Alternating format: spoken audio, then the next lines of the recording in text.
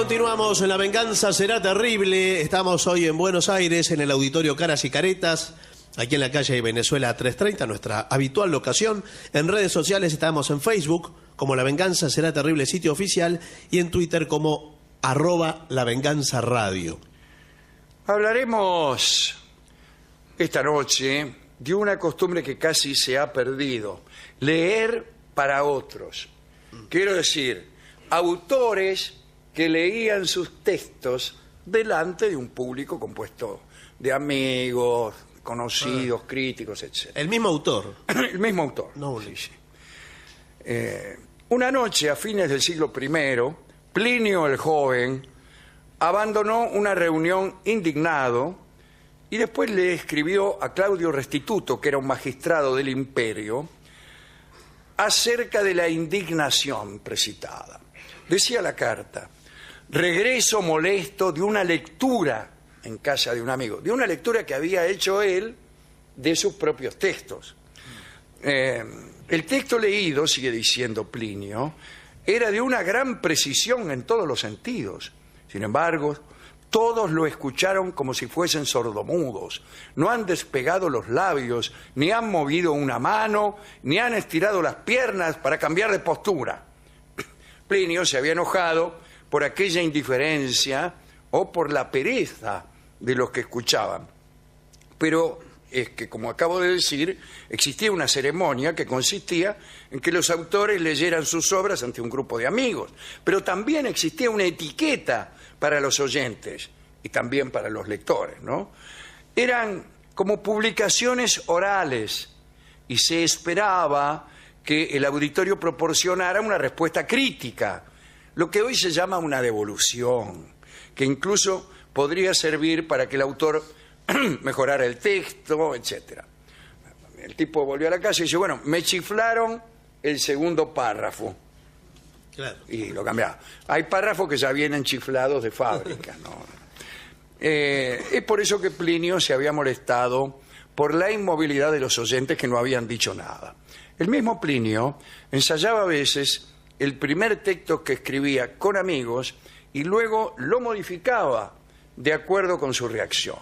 A Plinio le parecía que los que utilizaban las lecturas como simples entretenimientos sociales eran unos rufianes.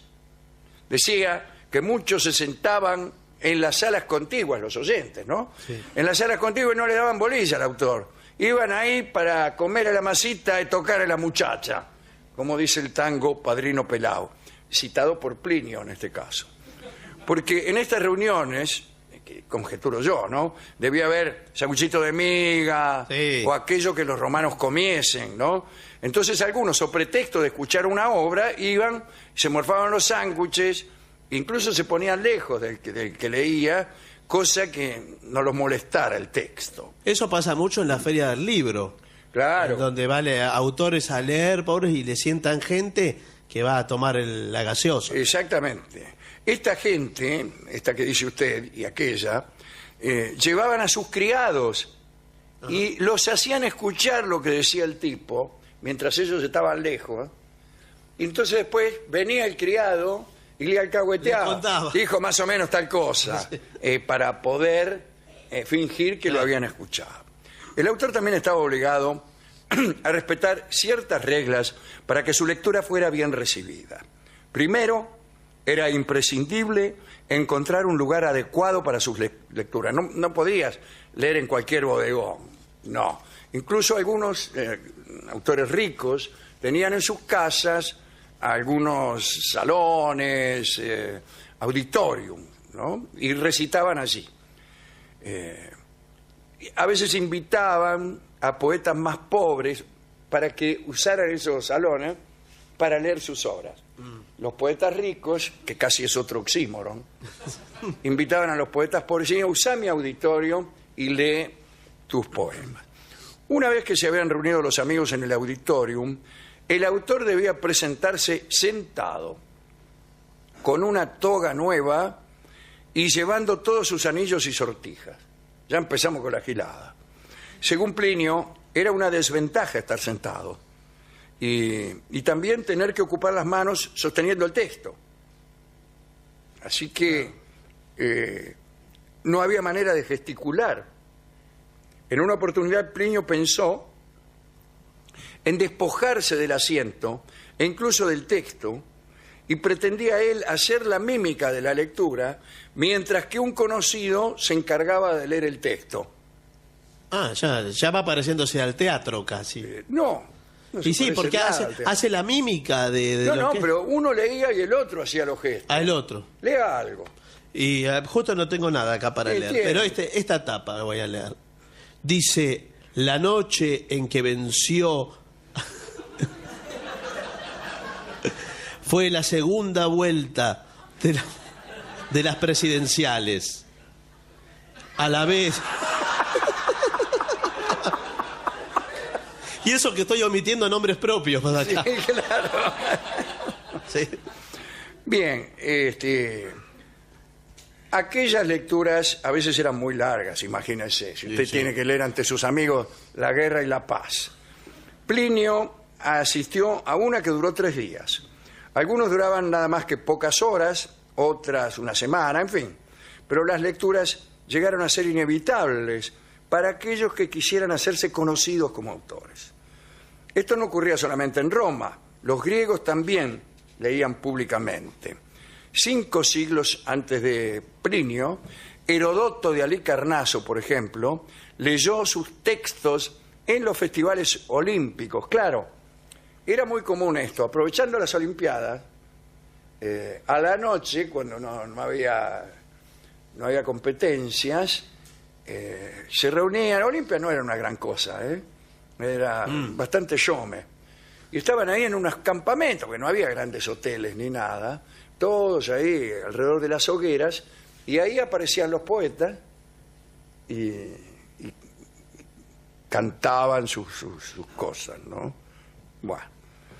La última descripción disponible de una audiencia romana, en una lectura pública, aparece en las cartas del poeta cristiano Sidonio Apolinar, escritas en la segunda mitad del siglo V, fecha que nos hace sospechar que más que desaparecer la costumbre, había desaparecido Roma.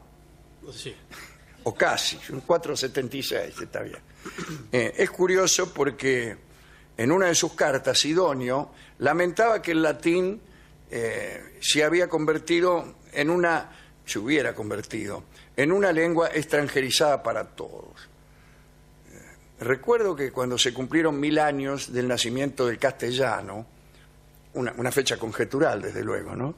Borges dijo que no tenía mucho sentido vanagloriarse un pueblo de haber degenerado el latín antes que casi nadie. Dante parece que también leía sus obras, no las de Borges, las de él. Es probable que en la corte de Guide Novello da Polenta, Dante haya leído pasajes de la comedia en la lengua vulgar que él había defendido, ¿no? En italiano. Más adelante, las lecturas de autor se hicieron habituales nuevamente. Ariosto leyó para el público ciego que rodeaba a la princesa Isabel de Gonzaga el Orlando Furioso. En muchos casos, más que para un auditorio, los autores eran trasladados a leer en las cortes de los reyes. Molière lo hacía en Versalles. La diferencia residía en que en la antigüedad el autor esperaba crítica y corrección. En cambio, los autores que leían para los reyes ya llegaban consagrados. No iba, un gil cualquiera no iba a leerle al rey. Ya tenías que venir, mirá, a ver, tráigame, qué sé yo. Sí. A fulano. Mucho más acá, Dickens utilizaba su talento histriónico para la lectura de sus obras. En verdad, hacía 2 clases de lectura. Una para los amigos, que era para pulir el borrador, justamente para obtener devoluciones, y las lecturas públicas, que eran actuaciones, por las cuales Dickens llegó a hacerse famoso al final de su vida. En una carta que le escribió a su esposa Catherine, afirmaba lo siguiente: ay, si hubieses visto anoche a Mr. Mulready sollozando en el sofá mientras yo leía. hubiera sentido qué cosa tan increíble es tener poder sobre otros para conmover e influir. Eso le decía, y la mujer le decía, déjame en paz. Sí. A Lady Blessington, Dickens le escribió, abrigo, con otra voz. Cambió la voz, sí. Porque con la mujer usaba una voz y con Lady Blessington otra. Abrigo, fundadas esperanzas de hacer que usted llore amargamente. ¡Qué bueno esto! Sí, siempre quería Sí, me encantó. provocar efectos Es lacrimógenos. extraordinario tener el poder de hacer llorar a alguien amargamente. Por los tiempos de Dickens, Alfred Tennyson empezó a leer repetidamente en los salones de Londres el poema Maud. Dicen que lo que buscaba eran aplausos continuados, la confirmación de que su obra tenía efectivamente un público. Parece que Tennyson estuvo en la casa de los Carlyle y obligó a la escritora Thomas Carlyle a oír el poema 3 veces seguidas. Tal vez por esto es que Carlyle tiene una prosa tan resentida. Sí. Bien. Según otro testigo, que fue nada menos que Dante Gabriel Rossetti, aquel poeta inglés con nombre italiano, Tennyson leía los versos con la emoción que quería provocar en sus oyentes. Y dijo Rossetti que ese procedimiento le daba asco. Esta es una extorsión. Es una extorsión. Poner el mismo tono de emoción que usted quiere causar en el oyente. Efectista, sí, una cosa. Eso lo usan muchos cantores de tango. Usan eso, ¿no? Su amigo Antonio Carrizo habló varias veces sobre la lectura de los poemas en boca de actores o de grandes Exactamente, actrices, ¿no? a eso nos vamos a referir. Antonio creía que los actores no eran buenos en general leyendo poemas. Quiero decir, no era una cuestión que por ser actor leías mal, es que si querías actuar, ya no estabas leyendo poemas. El actor que considera que un poema es un fragmento de una obra teatral, se está equivocando. Antonio prefería al autor leyendo sus poemas. Sí. Pero en realidad hay una forma clásica de leer, o una forma eficaz, no sé si clásica. O hay varias formas eficaces de leer un poema. Ninguna de ellas es la actuación del texto. Por ejemplo, me gusta cuando callas porque estás como ausente. Así recita un autor, con una pretensión casi musical, pero también un poco desmayada, buscando un efecto que permita la comprensión perfecta del texto. O si usted ese mismo texto lo quiere actuar, dice, me gusta cuando callas, ¿eh? Es porque está como ausente. Eso es una porquería. Y hay quien lee poemas así. Sí, todos así. Así, lee poemas así. Carrizo me había, la única oportunidad que tuve de hablar con él, me señalaba la lectura que hacía Neruda de los poemas, Claro, que así. tiene una forma de salmo. Sí, como ¿no? salmo. Esa es la palabra Es como que no salmo. encontraba recién. Es como un Es salmo. una forma salmo. Y parecido al mantra de pronto. Total ¿no? y Porque parecido gente- al mantra. Muy bien. Es algo así que... Muy bien. Usted ha dicho lo que yo no fui capaz de decir No. en el inciso Era anterior. monocorde. Y en esa cosa monocorde aflora la palabra. el sentido o la magia del texto. Incluso también la música secreta que el texto tiene, si es que verdaderamente es una poesía. Ahora, cuando yo me pongo a actuar, yo sueño que estoy aquí, Sí. de estas... ¿De qué? esta No hay cadena- nada ahí, señor. esta cadena rodeado, ¿no? Y soñé que... Algunos le agregan palabras. Le agregan palabras. Dicen, porque cuando quiero... ¿Cómo le vas a agregar una palabra? ¿Qué está escrito así? Y mucha onomatopeya. Sí, y- mucho. Sí. Mucha repetición. Pasa incluso en muchos... muchos lectores que por ahí repiten frases que no están en el texto para tomar aire o para rectificar un error. Bien. Bueno, hablo de Dickens, que era mucho más profesional que Tennyson, ¿no?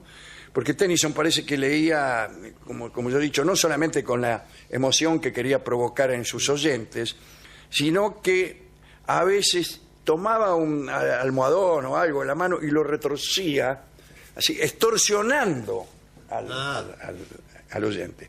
Hay otra forma de extorsión, que es la que ejerce el poeta, es una idea borgiana también, cuando escribe y presenta un caso dramático, desgraciado, trágico. Y si vos no te emocionás ante aquella madre enferma y pobre que no tiene cómo levantar a su hijo, eso dice el poema. Entonces pretende que vos te emocionés. Te está chantajeando. Si vos no te emocionás, sos un desalmado. Pero esa no es la poesía. La poesía no es eso. Es otra cosa. Vaya a saber qué, pero es otra cosa. Dickens era más profesional. Hacía giras de lectura. Leía en hoteles, iglesias, balnearios, almacenes. Dickens había empleado mucho tiempo trabajando la manera de leer y los gestos. Incluso anotaba en los márgenes de los libros cómo debía él mismo reaccionar. Había indicaciones como alegre, severo, patético, misterioso, etcétera. Alegre, Sí. severo, patético no sé. Patético es el intento de por ser severo y alegre. Misterioso. También apuntaba señas como indicar con el dedo, ¿no? Estremecerse, mirar alrededor aterrorizado. Todo eso lo ponía en el margen. Y a veces se equivocaba. Claro, empieza a leer eso. Sí, indicaciones didascalias, diríamos en teatro, equivocadas, ¿no? Claro, si lo mezcla con la lectura... Dice, siempre he tenido una conducta recta. Y por ahí escribió aterrorizado. Entonces dice, siempre he tenido una conducta honrada. ¿Honrada? Recta.